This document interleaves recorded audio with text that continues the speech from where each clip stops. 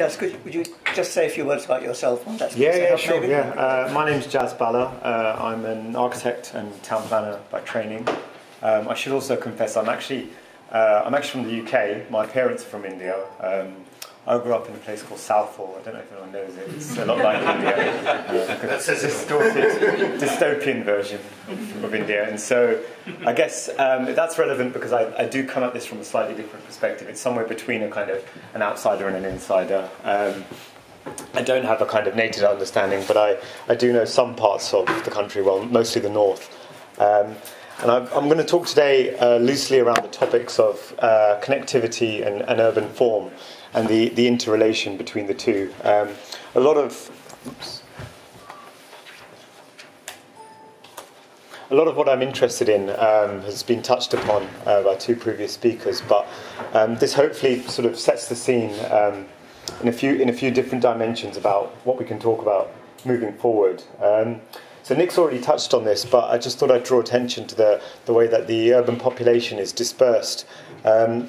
A lot of, in sort of Western discourse, in professional discourse, a lot of attention is put on Mumbai, Delhi, the larger cities, Chennai, Kolkata, and really they house less than 40% of India's urban population.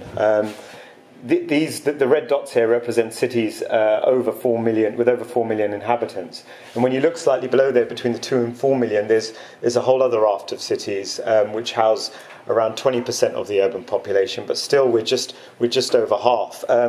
If we take that forward one step and we look at settlements between 2 million and 500,000 people, they're really kind of ubiquitous. Across the country, there's these small to mid-sized cities which their combined population is around over 40% of the urban population. And really what I guess the point to drive home here is that very little attention gets paid on these. And as Nick mentioned, they kind of see very little growth. But there's a kind of huge potential there to exploit that, I suppose, and draw some more attention on those sorts of settlements. For better and worse, India often gets compared to Brazil or China as like one of the kind of world's rapidly urbanizing populations. But we're not, from what I can tell, we're not seeing the kind of mass migration that you see in China. And I think one of the reasons is this the way that the population is dispersed. I mean, when we just look roughly at Chinese migration patterns, there are a lot more kind of singular in you're having people from the relatively rural west move over to the rapidly urbanizing east and take up low skilled jobs in sort of mega cities really of sort of 15 million and above, Beijing and Shanghai to name two. And I guess this leads to a number of problems: congestion, affordability, sustainability, underemployment and rural impoverishment.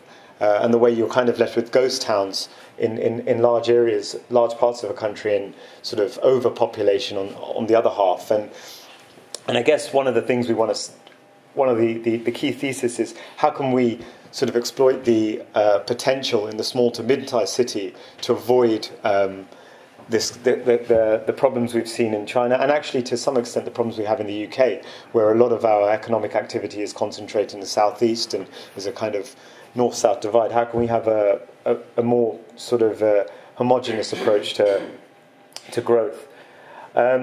Another thing I wanted to touch on in terms of why perhaps we're not seeing the kind of mass migration that you do see in China, and why comparing the two is perhaps not very nuanced, is just because the differences in language. I think there's 22 official languages and over 100 sort of variations and dialects. I mean, I speak a bit of Hindi, and I've been to the south of India, and you can't get by. It's like being in a completely different country. And so whilst I think in the West we look at it as one big landmass, again, sort of quite simplified, I think you see a lot more sort of inter-regional or interstate movement, and it's a lot less likely for people to kind of traverse one side of the country to the other, where they're sort of moving culture, moving language. I mean, it'd be the equivalent of moving from sort of France to Germany, and perhaps it's more India is more readily comparable to sort of small continental Europe and parts of small countries in there rather than one large homogenous country with the same culture.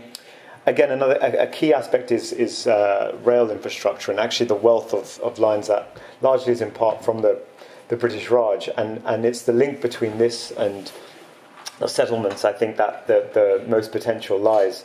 You see the kind of veins in the country and how they've already kind of, there is a relationship between there and the major centres of economic growth. They're almost, a network of capillaries that are sort of allowing trade to happen and allowing goods and services to be moved in and out.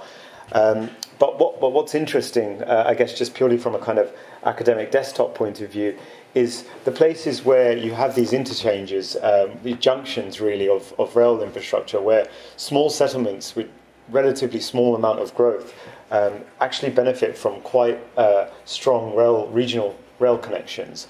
And these the sort of white circles just highlight a few instances I've picked up, but this condition is all over the country, where you have relatively good, strong rail connections, but limited growth, and I think it's that kind of capacity that perhaps might lend itself to a new way or a smarter way of developing.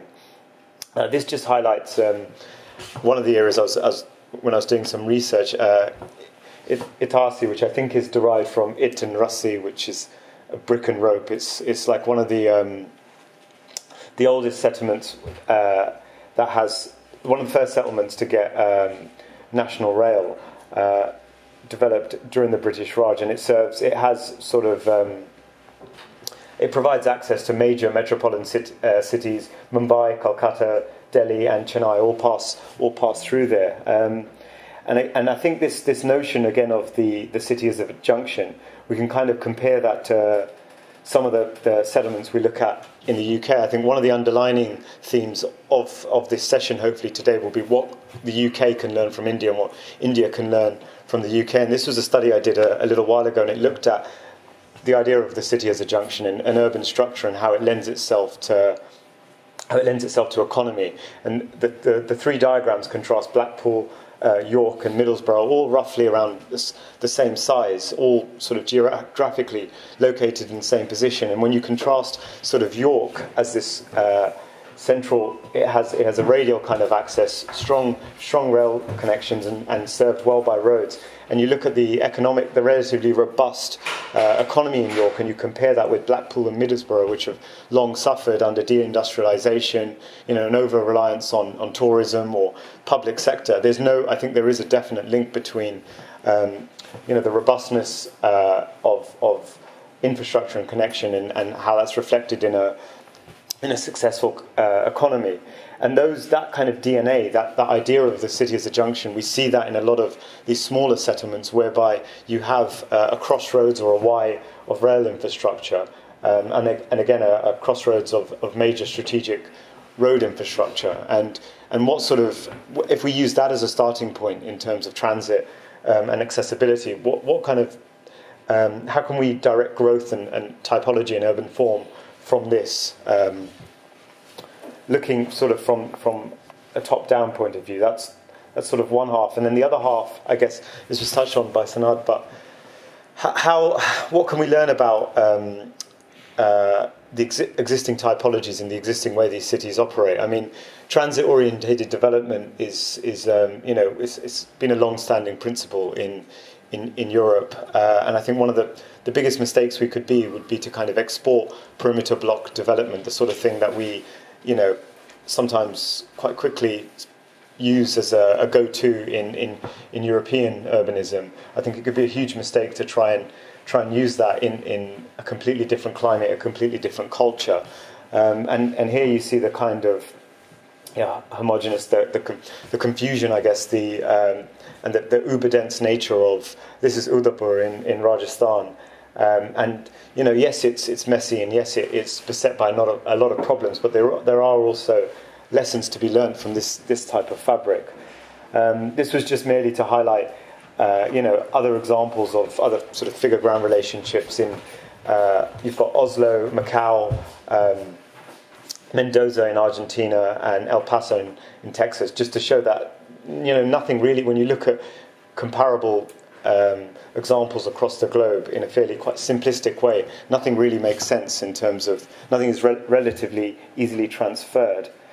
And then this diagram was meant to be more of a kind of cartoon about how one might go about taking this notion of the city as a junction and then using that to sponsor growth. I mean, I think the fact that it's been taken more literally and people have said to Nick, which one do you want, how should we build it? It's slightly frightening because there hasn't been the kind of level of interrogation or, about local culture, climate, and things like that. And I think that all needs to happen. But it's just to show that perhaps you can develop street-based sporadic development that allows people to, self-build or have urbanism, have typologies that are adaptable and flexible.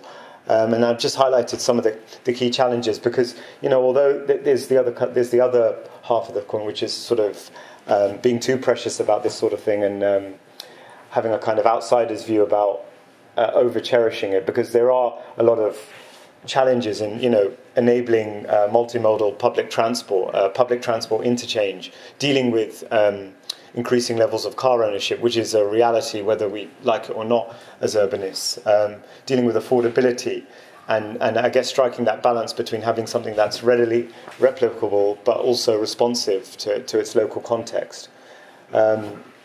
And this was just a highlight on this is a photo I took in Delhi, and again it just touches on, which has already been talked about, but the idea of the rooftop and the kind of sectional relationship that you get in Indian courtyard type developments it's quite foreign to us here. It doesn't exist. We don't appropriate rooftops and and courtyards in the same way they do in India. And I think it's one thing to take sort of urban planning lessons across, but I think it's important to be aware of when you need to start folding in local responsiveness.